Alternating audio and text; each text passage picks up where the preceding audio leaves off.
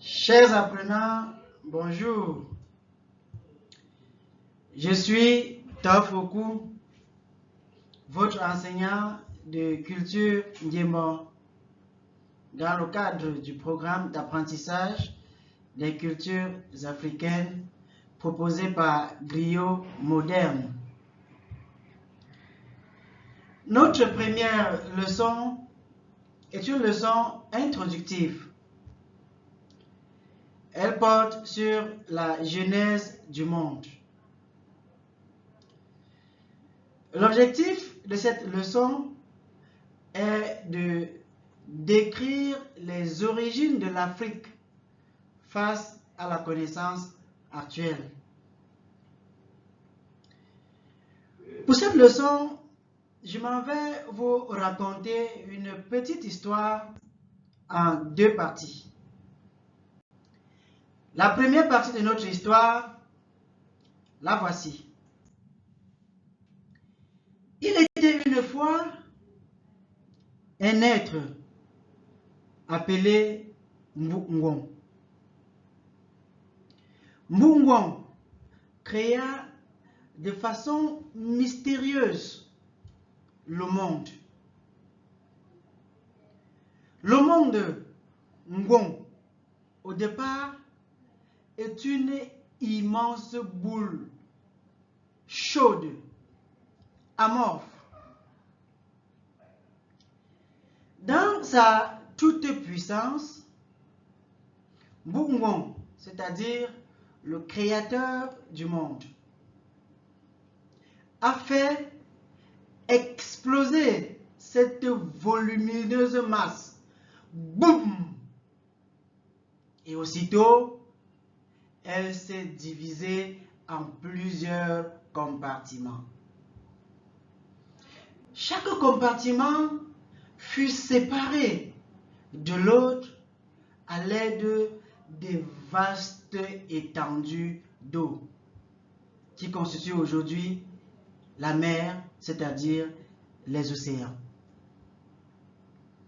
Sur la terre, comme dans la mer, Mbungong, le créateur du monde, a créé plusieurs espèces d'êtres vivants ainsi que de choses inanimées. Nous voici à la fin de la première partie de notre histoire. Qu'est-ce que nous comprenons à partir de cette première partie?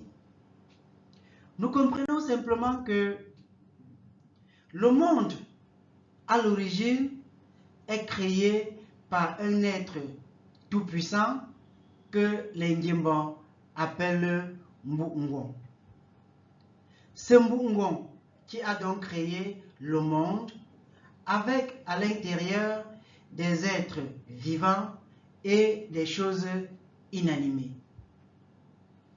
Nous pouvons aussi comprendre déjà à partir du vocable Mbungong qui est formé d'une part du verbe mbu qui signifie en Ndiembo fabriquer et de l'autre côté le nom Ngong qui signifie le monde. Que retenir donc en définitive comme moralité de cette histoire?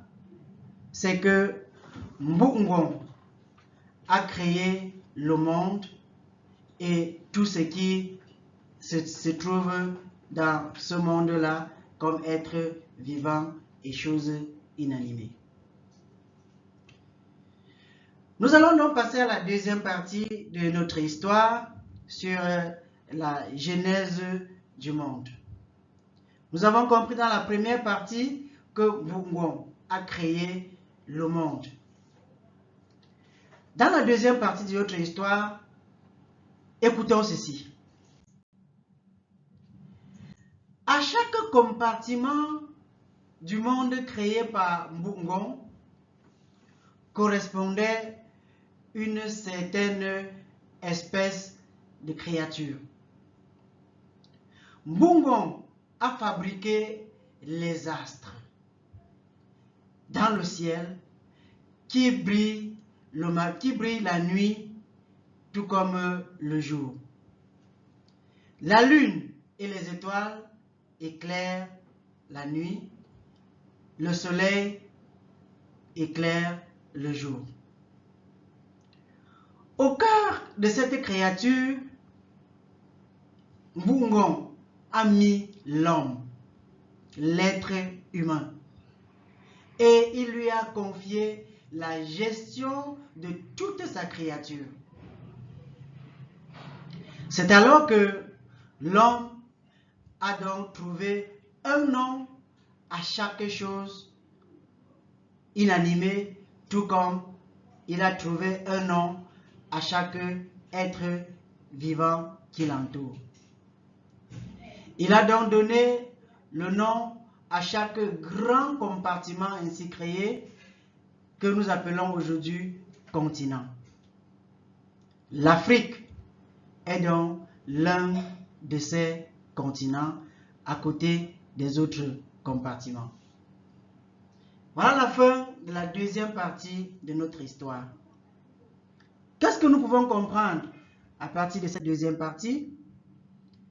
Nous comprenons que Mbungon a créé le monde et tout ce qu'il contient.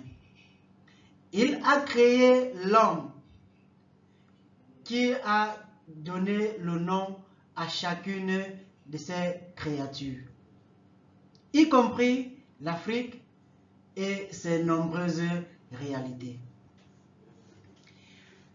Que comprendre donc finalement comme moralité de cette deuxième partie? C'est que l'Afrique est l'un des continents avec ses réalités qui sont nommées par l'homme.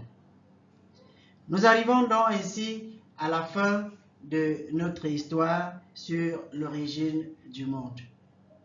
Chers apprenants, si vous avez des inquiétudes ou des incompréhensions ou des questions, c'est le moment de les poser et nous allons tous ensemble trouver des réponses. Je vous remercie.